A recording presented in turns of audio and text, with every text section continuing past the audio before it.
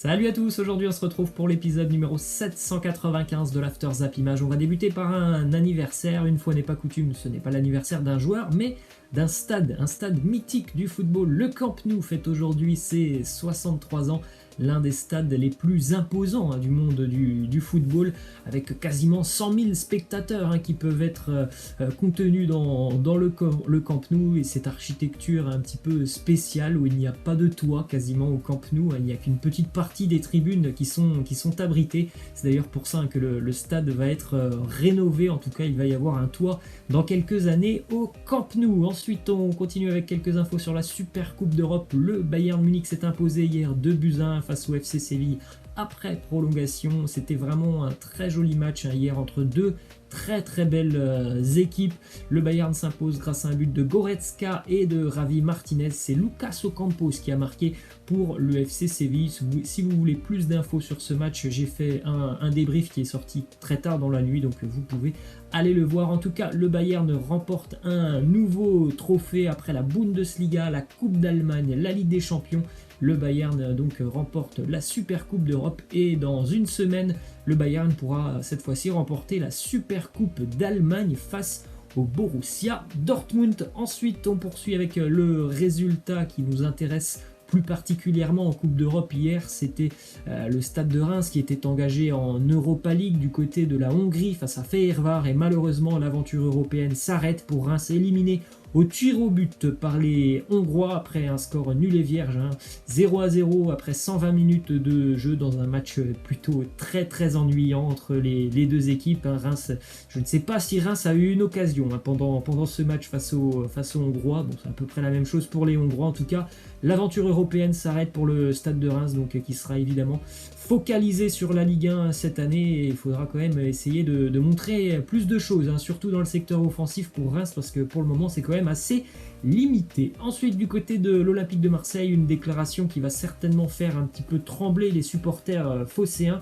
C'est Florian Thauvin qui s'exprime sur son avenir. Il nous dit: partir libre, je n'ai pas d'autre choix que d'y penser. Je n'ai pas de proposition de contrat de la part de l'Olympique de Marseille. On rappelle, Flo Thauvin, son contrat se termine dans 1 an du côté de Marseille, et pour le moment, on n'a pas visiblement du côté de l'OM débuté les négociations. On continue avec une déclaration d'André Villas-Boas sur la nouvelle recrue marseillaise, le jeune attaquant brésilien Luis Enrique. Villas-Boas nous dit qu'il a la capacité de dribbler et de tirer. Il est étonnant dans les petits espaces. Après, il aura d'autres choses à travailler. Son prix, il est normal pour ce type de joueur. Il me semble que c'est 12 millions d'euros pour le jeune attaquant brésilien. Eh bien, on verra tout ça dans les prochaines semaines du côté de l'OM. Ensuite, du côté du Paris Saint-Germain, normalement, Marcin Bulka, on en a parlé hier, devrait faire ses valises, et le PSG a déjà trouvé son remplaçant. C'est Alexandre Letellier, ancien gardien notamment du côté d'Angers en Ligue 1. La saison dernière, il a été prêté à Orléans. Là, il est sans club, Alexandre Letellier. Il va donc normalement s'engager avec le PSG pour devenir le 3e gardien.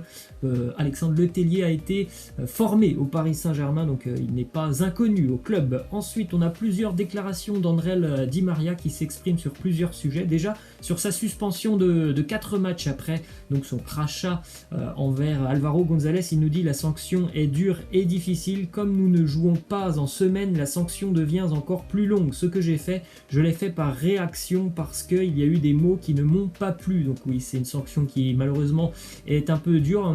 On avait parlé de 6 matchs, donc déjà c'est un petit peu moins, c'est 4 matchs. Mais après, comme il le dit, étant donné que le PSG ne jouera pas en semaine, et bien 4 matchs, ça fait tout simplement que tu manques 1 mois de compétition en Ligue 1. D'ailleurs, une info qui concerne la Ligue de football professionnelle sur la sanction de Di Maria. Ils ont quand même pris en compte que le geste de Di Maria était en réaction à l'attitude du joueur de l'Olympique de Marseille, et en plus de ça, ils ont aussi pris en compte le contexte très tendu du match. Donc tout ça a fait que André Di Maria n'a pas eu une suspension de au moins 6 matchs, mais un petit peu moins de 4 matchs. Et en plus de ça, et on le sait, André Di Maria, c'est quand même un joueur sur le terrain qui n'est pas quelqu'un de mauvais, d'agressif ou de méchant, donc ça a compté aussi dans la décision de la Ligue de football professionnelle. On poursuit avec 2 autres déclarations d'André Di Maria qui poussent un coup de gueule envers Lionel Scaloni, le sélectionneur de l'Argentine. Il est vrai que Di Maria n'a plus été appelé avec la sélection argentine depuis plus d'1 an maintenant, et lorsqu'il avait été appelé, il avait ciré le banc de touche, c'était lors de la Copa América 2019. Regardez ces deux déclarations d'André Di Maria. Il nous dit: à chaque match, je montre que je ne suis pas vieux et que je peux être au niveau de Neymar et Mbappé. C'est difficile de comprendre pourquoi je ne suis pas appelé en sélection. Ils ne m'ont jamais expliqué pourquoi ils ne m'appelaient pas. C'est vrai que c'est assez surprenant, hein, l'Argentine qui se passe d'André Di Maria et d'un joueur surtout qui est de mieux en mieux, hein, depuis quelques années avec le PSG. Ses débuts avaient été un peu compliqués, mais plus le temps passe pour Di Maria, plus on a l'impression qu'il est meilleur. Il enchaîne, André Di Maria, avec encore une fois une déclaration assez cinglante: si je me casse le cul en club, c'est pour essayer d'avoir une chance en équipe nationale et pouvoir être au top niveau. C'est difficile de comprendre que dans un bon moment, je ne sois pas convoqué. Donc voilà, le message il est passé. On rappelle, hein, que Di Maria n'a d'ailleurs pas été sélectionné pour les prochains matchs de l'Albi Céleste, hein, dans une quinzaine de jours. Il n'a encore une fois pas été appelé. On poursuit avec une petite info assez insolite du côté de Sochaux. Johan Martial, frère d'Anthony, vient de s'engager du côté de Sochaux. Il a 29 ans, alors lui il est plutôt défenseur, hein, Johan Martial, et il va retrouver Florentin Pogba, qui n'est autre que le frère de Paul. Ensuite, on prend la direction de l'Espagne avec une déclaration de Miralem Pjanic sur son adaptation du côté de Barcelone. Il nous dit: j'essaie de m'adapter à l'équipe et au vestiaire, apprendre la langue, communiquer avec mes coéquipiers. Les premières impressions sont très bonnes. J'attends avec impatience le début de saison. J'espère une très bonne année. On verra ça dimanche, première journée de Liga pour le Barça, qui affronte une belle équipe de Villarreal, hein, qui s'est énormément renforcée sur ce mercato estival. On enchaîne avec une déclaration de Sergi Roberto qui nous dit: le match face au Bayern, ça sera difficile à oublier. Nous avons eu le pire été possible. À la fin du match, nous ne voulions même plus jouer au football. On verra s'il y a encore des séquelles dans les têtes barcelonaises dans quelques mois, lorsque les matchs à coup près tomberont en Ligue des Champions. Les matchs à élimination directe, c'est là en général que la tête commence à cogiter, que les résultats et les gros échecs reviennent dans les têtes, vous hantez un petit peu. C'est un petit peu ce qui s'est passé pour le PSG après le 6-1.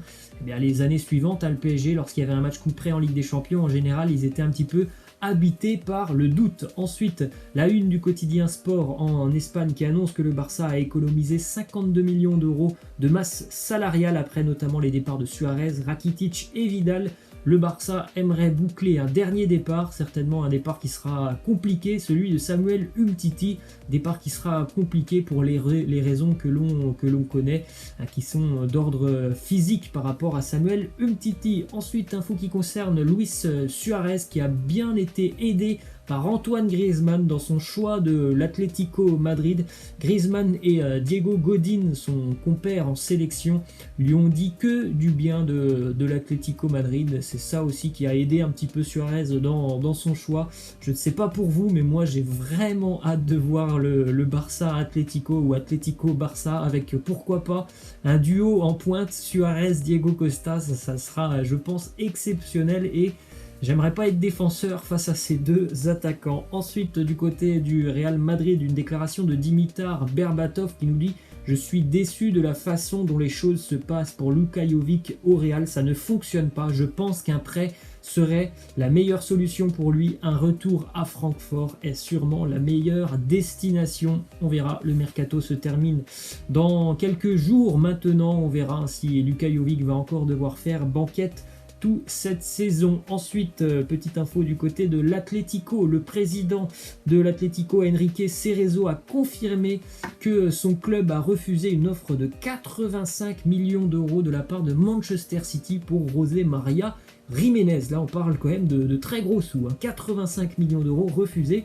par l'Atlético. On prend la direction de l'Angleterre et un petit peu de l'Italie en même temps, puisque le Milan serait entré en négociation avec Tottenham pour l'international ivoirien Serge Aurier. Autre info du côté de Milan, c'est Zlatan Ibrahimovic qui malheureusement a été testé positif au Covid. Zlatan qui nous fait cette déclaration: j'ai été testé négatif mercredi et puis positif ce jeudi. Je n'ai aucun symptôme. Le Covid a eu le courage de me défier. Mauvaise idée. Encore une fois, une déclaration toujours assez drôle, hein, de Zlatan Ibrahimovic. On enchaîne avec une déclaration du soulier d'or européen, Ciro Immobile, qui nous dit: le soulier d'or d'Or, c'était mon objectif. Je n'en étais pas très loin il y a 2 ans, mais à cause d'une blessure, je l'ai raté. Cette année, c'est le Covid qui a essayé de m'arrêter, mais malgré tout, c'est la plus grande satisfaction de ma carrière. Il est vrai qu'il a fait une saison avec la Lazio absolument incroyable. On espère vraiment le voir confirmer cette année avec les Laziales et puis aussi le voir en Ligue des Champions scorer. On enchaîne avec quelques déclarations assez drôles de la part d'Alvaro Morata en 2014. Morata nous disait « La Juve est le club où je veux être ». 2016, mon rêve a toujours été de jouer au Real. 2017, quand j'étais enfant, je m'imaginais tout le temps jouer à Chelsea. Et 2019, depuis mon enfance, l'Atlético est mon vrai bonheur. Ensuite, on a une déclaration en Angleterre de Frank Lampard, l'entraîneur des Blues de Chelsea, qui est ravi de l'apport de Thiago Silva. Il nous dit Thiago Silva a montré ses qualités, bien sûr il sera plus en forme et encore meilleur à l'avenir, mais je pense qu'il nous a apporté beaucoup de choses autant sur le terrain que dans le vestiaire par rapport à son leadership et son expérience. Il est vrai que c'est quelqu'un de très expérimenté maintenant Thiago Silva et qui va avoir un rôle aussi de leader dans cette équipe de Chelsea qui est quand même une équipe relativement jeune. Petite info du côté de la Série B en Italie, le club de Monza s'est offert Kevin Prince Boateng, le frère de Jérôme, qui signe donc en Série B italienne. Monza est le club qui est la propriétaire de Silvio Berlusconi, ancien légendaire président du Milan. On poursuit avec cette belle info. Hier, le journaliste macédonien Igor Aleksandrovic a pu rencontrer José Mourinho. C'était le rêve de son papa qui est malheureusement décédé il y a quelques jours. Et bien, il avait un rêve, c'était de rencontrer José Mourinho, de prendre une photo avec lui.